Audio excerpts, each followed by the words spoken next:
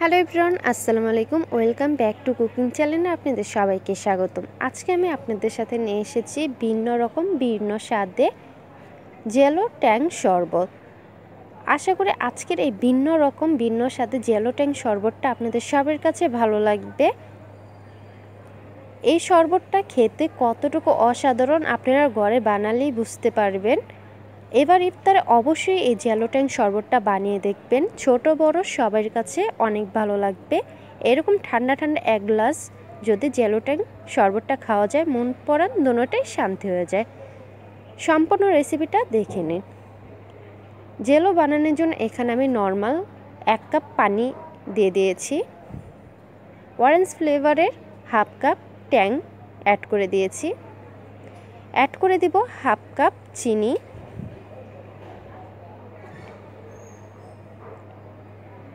Add করে দিব half চা চামচ আগার আগার পাউডার।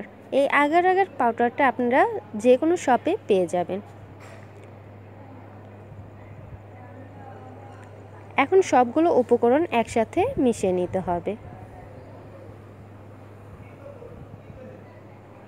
চুলায় বসানোর আগে সবগুলো উপকরণ একসাথে মিলে এরপরে চুলায় বসে জাল করে নিতে হবে। সবগুলো উপকরণ একসাথে মিলানো আমার হয়ে গিয়েছে। এখন 2 মিনিটের মতো জাল করে নিতে হবে। এর চেয়ে বেশি জাল করার কোনো প্রয়োজন নেই।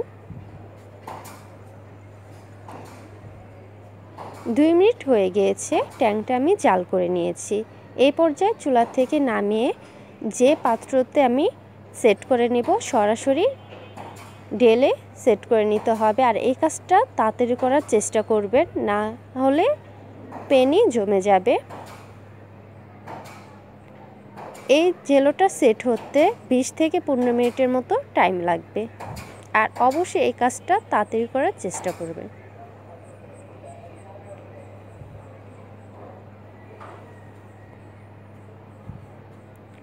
জেলোটা সেট হয়ে গিয়েছিল। জেলোটা আমি এরকম ছোট ছোট পিস করে কেটে নিয়েছি। এই জেলোটা সেট হতে আমার 20 মিনিটের মতো টাইম লেগেছে। আপনাদের এর চেয়ে বেশি এর চেয়ে কম টাইম লাগতে পারে। আপনারা যে কোনো শেপে এই জেলোটা কেটে নিতে পারেন। আমি এরকম করে ছোট ছোট পিস করে কেটে নিয়েছি। চলুন এখন ট্যাংটা বানিয়ে নিই। এখানে আমি 4 গ্লাস পানি অ্যাড করব ঠান্ডা।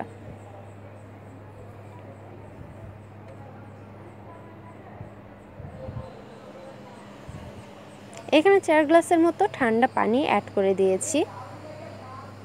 অ্যাড করে দিব অরেঞ্জ ফ্লেভারের 1 কাপ ট্যাং।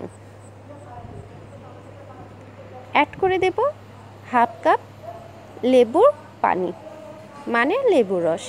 আর অবশ্যই চেষ্টা করবেন লেবুর রসটা দেওয়ার জন্য। 1 কাপ চিনি। এখন ভালো মতো নেড়ে চিনিটা গলিয়ে নিতে হবে লাড়া দিয়ে। চিনিটা গলিয়ে নেওয়ার পরে জেলোটা অ্যাড করা লাগবে। এর আগে জেলোটা দিয়ে রাখতে যাবেন না বেশি। এখন আমি জেলোটা অ্যাড করে দিব।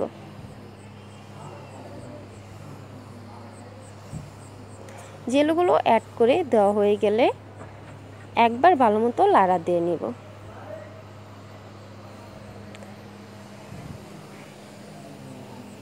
এখন চলুন আপনাদের জেলো ট্যাংয়ের শরবতটা ঢেলে দেখাচ্ছি।